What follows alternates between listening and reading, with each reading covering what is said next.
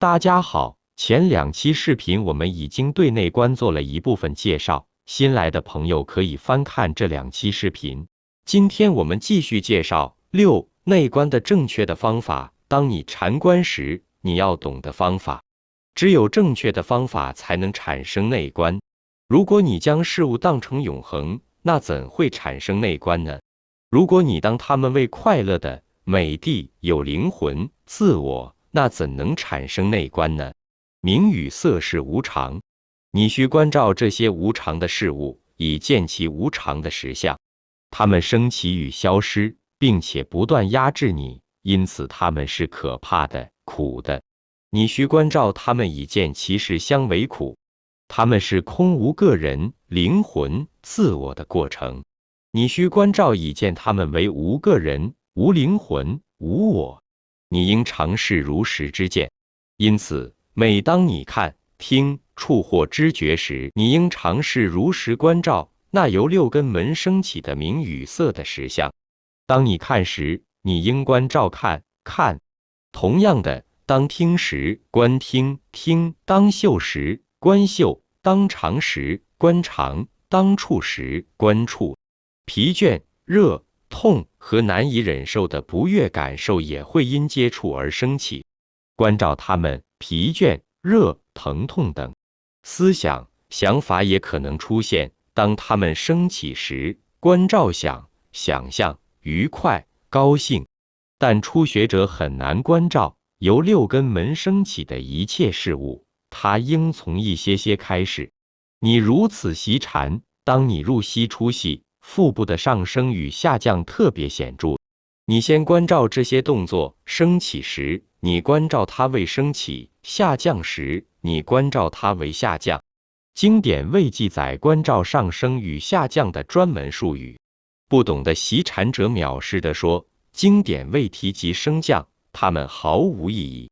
他们或可以认为它们毫无意义，因经典中没有提及它们的专门解释。但事实上，它们是有意义的。上升是确实的，下降是确实的，风大的移动是确实的。我们用俗语说上升与下降是为了方便，在经典的专门名词，上升与下降是风大。如你注意关照腹部的上升与下降时，会发现有扩张、运动、传递的现象。在此，扩张是风大的特性，运动为其作用，传递是其现起出现的形象。知道风大的实相以及知道它的特性、作用和现起，我们修习以了解它们。内观始于对名色有明确的认知。为达到内观，禅者由色开始，如何呢？行者需从特生、作用等等去把握。清净道论，当你关照名或色，你应关照其特性或作用等等是指现起。关于这点，摄阿毗达摩议论切重要点说明，见清净为明了名和色的特性、作用、现起和近因。意思是，内观始于名色分别智。在七清净里，首先圆满界清净和心清净，接住见清净。要达到分别名色智和见清净，你需关照名与色，并知道它们的特性、作用、现起和近因。一旦知悉它们，你获得了名色分别智。一旦此智圆熟，你即具有见清净。明了它们的特性，为了解名色的真实性质；明了它们的性质，为了解它的作用。现起是它们出现的状态。在最初习禅阶段，还不需要明了近因，因此我们只讲述特性、作用和现起。在清净道论与刚引述的摄阿毗达摩议论中，没有只是以名字、数字、物质或连续不断的过程来关照名色，反而指出应关照它们的特性、作用和现起。一个人需小心注意这点，不然他可能产生名字、数字、威力或过程的观念。著书提及你需以它的特性、作用和现起来关照名色，故当关照风大时，你关照它的特性、作用和现起。什么是风大的特性？它有支持的特性，这是它真实的本性，这就是风界。什么是风大的作用？它是移动。什么是它的现起？是引出。现起为行者的智力所认知的。当行者观照风大时，他的智力会发现引出、推、拉的状况，这是风大的现起。当你观照腹部的上升和下降时，一切扩张、移动、引出变得明显，这是风大的特性、作用与现起。风大很重要的。念处经注疏强调，在观照身体的姿势与理解力时，要注意风大，这是佛陀的教导。当走时，他觉察我在走，每次走时都应观照走。注疏者说明，如此观照时，智慧如何升起？我正在走的念头升起时，即产生风，风产生通知。当风流动而将身体移前，这就是所谓走。这意思是说，熟练于每次走时观照走的行者，其观照了悟过程如下：首先，我将走的意念升起，这意念产生身体的紧缩，并导致色身向前移动。我们说这就是我在走或他在走。实际上，没有我或他在走，只有走的意念及走的动作。在此，注疏的解释注重于了悟道风大的流动。因此，若了悟道风大的特相、作用和现起，你就可确定习禅是否正确。风大有支持的特性，足球里装满风，并由它支持使球胀大和保持坚固。一般说球饱满、坚硬，哲学名词为风大支持它。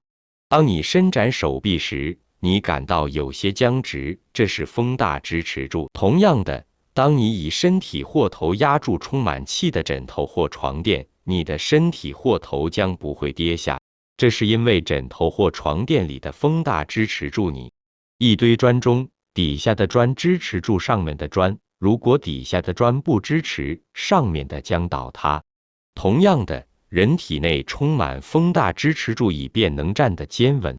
我们说坚固是相对的，如有更坚固的，我们可能称它为松懈；如有更松懈的，它再次被称为坚固。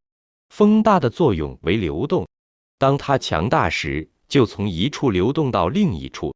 风大使身体弯曲、伸展、坐、起身、去或来。那些没有修习内观者常说，如你观照弯曲、伸展，只有如手臂的观念会产生；如你观照左右，只有如脚的观念会出现；如你观照上升、下降，只有如腹部的观念会出现。这对一些初学者可能是真的，但观念会不断升起是不对的。对初学者而言，观念与实相会同时出现。一些人教导初学者只观照实相，这是不可能的。在开始时要忘记观念不太可能，将观念与实相两者结合起来是可行的。佛陀他用观念之语告诉我们，在走、弯身时一起观照，注意我正在走等。他没有用实相之语告诉我们注意，这是支持、移动等。虽然我们习禅时用观念名词如走、弯曲、伸展，当正念与定力增强时，一切观念消失，只有实相如支持和移动升起。当你达到坏随观智时，虽然你观照走，但不会有脚或身体等概念升起，只持续移动。虽然你观照弯曲，但不会有手臂或脚升起，只有移动。虽然你观照上升、下降，但没有腹部或身体观念，只有出入的运动。这些动作与摆动都是风大的作用。在禅者心里，那推出或拉入是风大的现起。当你弯曲或伸展手臂时，犹如有某东西在拉入或推出。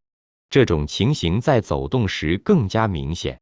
通过观照走，右步、左步提起、推向前、踏下而定力增加的行者，这一向前变得很明显，好像后面有推动力，脚好像自动的推向前，无需行者费力。这恰如其分的走动和观照妙极了，以致使有些行者花很长时间如此走。因此，当你观照风大，你需观照其支持相、流动的作用和转移的现起。只有如此，你才能产生正确的智慧。你可能问，我们是否在学会它的特性、作用和现起后才习禅？不，你无需学会它们后才习禅。如你观照所升起的名与色，你也将了解其特相、作用与现起。当你观照升起的名色，除了观照其特性、作用与现起之外，别无与其他方法。当你在下雨天仰望天空，你看到闪电，这亮光是闪电的特相。当电光闪亮，黑暗就被驱除。驱除黑暗为闪电的作用，它的功用。你也看到它的样子长、短、弧形、圆圈、直的或巨大的。你在同一时间里看到它的特相、作用与现起，只是你可能无法说出亮光为其特相，驱除黑暗为其作用，它的形状或外形为其现起，但你看到它们。同样的，当你观照明色的升起，你知道它全部的特性、作用、现起。你需要学会它们。一些有学问的人以为在习禅前你需要学会这些，并非如此。你所学的只是观念，不是实相。行者观照升起的明色，了知它们就好像以手摸到它们，他无需学会它们。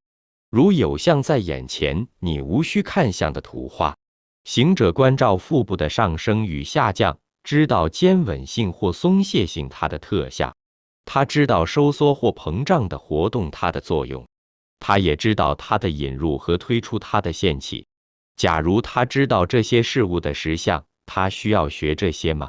假如他只要自己觉悟，他不需要学，但假如他要教导他人，他需要学。当你观照右部、左部，你知道每一步的紧缩它的特相，你知道移动它的作用，你也知道转移它的现起。这是正确的智慧，对的智慧。想亲身知道一个观照的人如何辨明特性等，就要尝试习禅。你在身体某部分肯定会有些热觉、痛、疲倦、疼，这些是苦受，难以忍受。以你的智慧集中精神于这苦受，并观照热或痛，你将会发现到你正经历苦的经验和苦。这是苦的特性，经有苦的经验。当这苦受出现，你变得不高兴。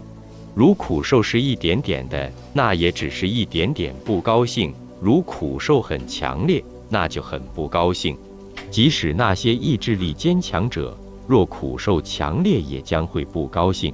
一旦你很疲倦，你甚至不能移动，这使人不高兴是苦受的作用。我们说精神作用住心时，当心时低落时，其他相随的情绪也低落。苦受的现起是身体的压迫感，它呈现为身体的痛苦，对行者的知能来说，它是难以忍受的。当他观照热、痛，它显现为身体的一种压力，很难忍受的。它显现太多以致让你呻吟。假如你观照身体升起的不适感时，你知道是体验到明确讨厌的事物它的特性，相关情绪的退缩它的作用，身体的痛苦它的现起。这是行者获得智慧的方法。七、心，你也可观照心。心能认知和想，所以想和想象的是心的作用。在它升起的任何时刻，观照此心为想、想象、沉思，你会发现它有相助对象、认知对象的内在性质。这是心的特性。如所说，心有认知的特性，每种心必然认知。眼识认知对象，耳识、鼻识、舌识、身识和意识也是这样。集体工作时，就有一个领袖。心识是认知出现在任何感觉器官的对象的领袖。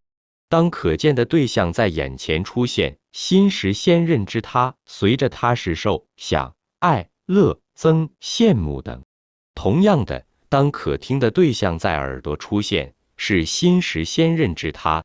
当你想或想象时会更清晰。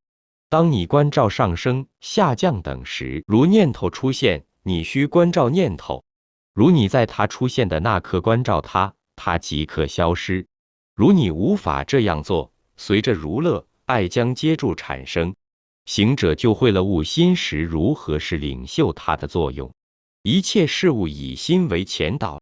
法句经第1节，假如无论何时心识升起，你就关照到它，你会很清楚地看到它如何扮演领袖的角色，朝向那对象。注书里再次说，心识有延续的现起。当你关照上升、下降时，心有时跑开，你关照它，它就消失。接住另一心识升起，你关照它，它消失。